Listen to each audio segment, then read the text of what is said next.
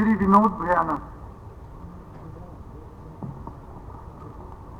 अध्यक्ष महोदय, मैं आपका धन्यवाद करता हूं कि आपने मुझे महामहिम के अभिभाषण पर बोलने का मौका दिया। अध्यक्ष महोदय, हाल ही में हुए चुनाव में भारतीय जनता पार्टी को ऐतिहासिक और निर्णायक जनादेश मिला है। यह जनादेश सरकार की मौजूदा नीतियों में प्रदेशवासियों के अटूट विश्वास और निष्ठा की पुरजोर अभिव्यक्ति है। यह इस बात का परिचायक है कि लोग भ्रष्टाचार मुक्त और पारदर्शी शासन के पक्षधर हैं। यह जनादेश इस बात का प्रमाण है कि प्रदेश के आमजन ने सरकार की नीतियों को पसंद किया है और उस पर अपनी सहमति की मोहर लगाने का काम किया है। स्पीकर सर, हमारे प्रदेश के इतिहास में 1966 में हरियाणा बना था। 1966 से लेकर के आज तक ये एक रिकॉर्ड है कि तीसरी बार अगर कोई सरकार बनी है तो भारतीय जनता पार्टी की बनी है। इसके लिए मैं हरियाणा की जनता को बहुत बहुत धन्यवाद देना चाहता हूं। सबका साथ, सबका विकास, हरियाणा एक, हरियाणवी एक के नारे के तहत आज पूरे हरियाणा में समान रूप से विकास करवाया जा रहा है। स्पीकर सर, अगर मैं 2014 से पहले की बात करता हूं तो एक विशेष इलाके में जहां से एक आम चर्चा होती थी, एक आम रिवायत थी कि जिस इलाके से मुख्यमंत्री आते हैं उसी इलाके में ज्यादा विकास होता है, मगर 2014 के बाद इस रिवायत को खत्म करने का काम अगर किसी ने किया तो भारतीय जनता पार्टी ने किया। आज हम बड़े गर्व से कह सकते हैं, बड़े इत्मीनान से कह सकते हैं कि आज पूरे हरियाणा में समान रूप से विकास हो रहा है। आज किसी विशेष इलाके में कोई विशेष विकास की बात नहीं हो रही। जहां जिस चीज के प्रोजेक्ट की जरूरत होती है उस प्रोजेक्ट को वहां पर लाया जाता है। आज आप देख रहे हैं कहीं रैपिड मेट्रो की योजना बनाई जा रही है, कहीं मेडिकल हॉस्पिटल बनाए जा रहे हैं, कहीं यूनिवर्सिटी बनाई जा रही है, तो कहीं एयरपोर्ट बनाए जा रहे हैं। स्पीकर सर, ये सारा कार्य भारतीय जनता पार्टी की योजना के अनुरूप हो रहा है। आज ना कोई इलाकावाद है, ना कोई जातिवाद है। स्पीकर सर, अगर मैं नौकरियों की बात करता हूं, आज जो हमारे नौजवान बच्चों को नौकरियां दी जा रही हैं वो भी बिना पक्षपात के, कोई इलाकावाद नहीं, कोई जातिवाद नहीं। अगर मैं पहले की सरकारों की बात करता हूं तो बड़ी सामने से आवाजें आती हैं कि बिना खर्ची बिना पर्ची का जिक्र क्यों करते हो। मैं समझता हूं क्यों तकलीफ होती है इनको बिना खर्ची। क्या इसके बात के पक्षधर नहीं है क्या कि बिना खर्ची बिना पर्ची नौकरी मिले? इनको बिना खर्ची और बिना पर्ची की नौकरी की भी तकलीफ हो रही है। स्पीकर सर, छोटी छोटी बातें उठा देते हैं। एचपीएससी का सेक्रेटरी पकड़ा गया, एचपीएससी का सेक्रेटरी पकड़ा गया तो उसके खिलाफ कार्रवाई किसने की? क्या भारतीय जनता पार्टी की सरकार ने उसके खिलाफ कार्रवाई नहीं की? क्या पकड़वाया किसने? भारतीय जनता पार्टी की सरकार ने। हो सकता है कोई अधिकारी वरिष्ठ भी हो, उस वरिष्ठ अधिकारी पे कार्रवाई करने का काम अगर किसी ने किया तो मनोहर लाल की सरकार ने किया, नायब सिंह सैनी की सरकार ने किया। स्पीकर सर, आज मैं धन्यवाद करता हूं और मैं साधुवाद देता हूं हरियाणा के मुख्यमंत्री नायब सिंह सैनी जी को, जिन्होंने एक घोषणा की थी कि मैं अपनी कुर्सी पे बाद में बैठूंगा, मुख्यमंत्री की कुर्सी पे, उससे पहले मैं 26,000 बच्चों को रोजगार देकर के उनको कुर्सी पे बैठाऊंगा। स्पीकर सर, माननीय मुख्यमंत्री जी ने जो घोषणा की थी उस घोषणा को अमली जामा पहनाने का काम माननीय मुख्यमंत्री जी ने किया।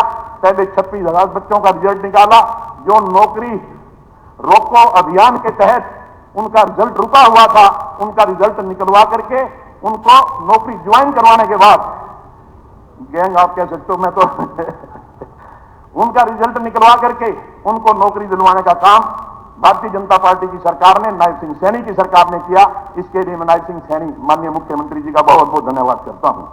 स्पीकर सर, ओथ बाद में भी पहले उनको 26,000 बच्चों को नौकरी दिलवाने का काम किया। स्पीकर सर, बहुत आवाजें आती हैं, मैं ये पूछना चाहता हूं, कभी ये ईवीएम का प्रश्न उठाते हैं, कभी ये बिना खर्ची बिना पर्ची का प्रश्न उठाते हैं, कभी धनबल की बात करते हैं। स्पीकर सर, अगर ईवीएम में इतना ही दोष था तो 37 सीटें जो कांग्रेस ने जीती वहां ईवीएम में कोई दोष नहीं था। रोहतक की सीट मात्र 1200 वोट से भारत भूषण बत्रा जी ने जीती, जिन्होंने ईवीएम का प्रश्न उठाया। अगर ईवीएम में कोई दोष था तो 1200 वोट की गड़बड़ करना क्या दिक्कत थी, उसमें भी हो सकती थी। इसलिए मैं समझता हूं कि खामखा की बातें नहीं। सुनिए, आप जो एक बात बताइए, जहां आपकी सरकार आ जाती है, हिमाचल प्रदेश में आपकी सरकार आ गई, वहां ईवीएम ठीक थी।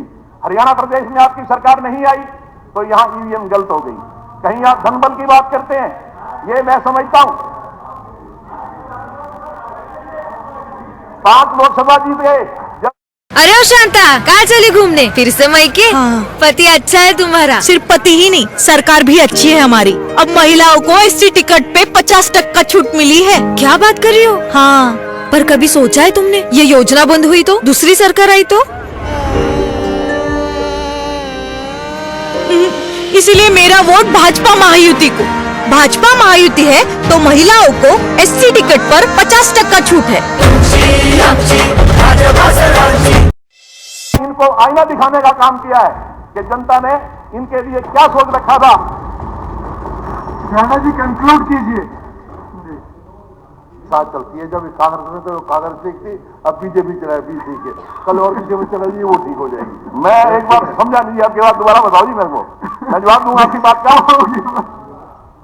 बात कह रहा हूँ आपकी, आप कह रहे हो कांग्रेस को कह रहे हैं, मगर ये इनके साथ चलती है भाई।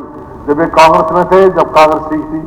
नहीं, जब कांग्रेस ठीक होती है तो मैं कांग्रेस में ही रहता। चलिए कांग्रेस ठीक होती है, भारतीय जनता पार्टी है तो आप भारतीय जनता पार्टी में आ गया। ध्याना जी कंक्लूड कीजिए। स्पीकर साहब, कंक्लूड कीजिए। आज हरियाणा पहला राज्य है जहां 24 फसलें, ये मुझसे पहले काफी वक्ता कह चुके हैं और इनको भी पता है। मैं समझता हूं इनको भी तारीफ करनी चाहिए। अगर ये किसान के पक्षधर हैं तो निश्चित तौर पे इनको तारीफ करनी चाहिए कि आज पूरे देश में कहीं भी 24 फसलें एमएसपी पे नहीं खरीदी जा रही, और हरियाणा एक ऐसा प्रदेश है जहां 24 फसलें एमएसपी पे खरीदी जा रही हैं, इसलिए इनको भी तारीफ करनी चाहिए। स्पीकर साहब, नकली खाद, बीज व कीटनाशक दवाओं को रोकने के लिए कड़ा कानून बनाना हमारी सरकार की योजना है।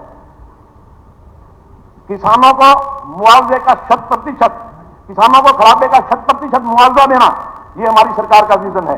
और ये विजन दर्शाता है कि भारतीय जनता पार्टी की सरकार किसान के प्रति कितनी चिंतित है।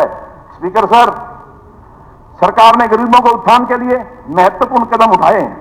सरकार की मंशा है कि आखिरी पायदान पर जो व्यक्ति खड़ा है उसको भी समाज में जीने का हक प्राप्त हो।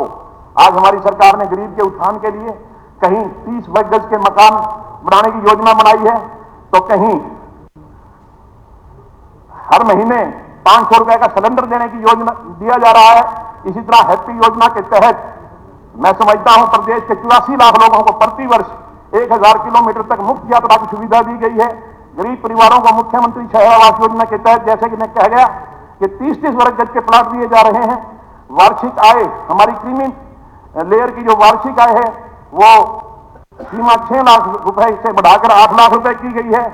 स्पीकर सर, मैं अंत में यही कहता हूं, यह सरकार गरीबों के उत्थान की सरकार है, प्रदेश में विकास का विजन रखने वाली तथा प्रदेश को नंबर 1 की तरफ चले जाने वाली सरकार है। और मैं श्री मूलचंद शर्मा जी द्वारा रखे गए प्रस्ताव का समर्थन करता हूं और साथ ही साथ अपने हल्के की भी 2-3 बातें कहना चाहता हूं। स्पीकर सर, मेरा हांसी शहर लगभग 1.5 लाख की आबादी वाला शहर है। इसमें 50 बेड का हॉस्पिटल है। मैं आपके माध्यम से माननीय मुख्यमंत्री जी से निवेदन करूंगा कि उसको 100 बेड का स्टाफ बनाया जाए। स्पीकर सर, वैसे तो माननीय मुख्यमंत्री जी पिछली दफा गए थे, आचार संहिता लगी हुई थी, वो जिला अनाउंस करके आए थे कि जैसे ही सरकार बनेगी हम हांसी को जिला बनाएंगे। मैं केवल याद दिलवाने से आपके माध्यम से माननीय मुख्यमंत्री जी को याद दिलवाना चाहता हूं कि वो हांसी को जिला अनाउंस करें। आपका बहुत बहुत धन्यवाद। जय हिंद।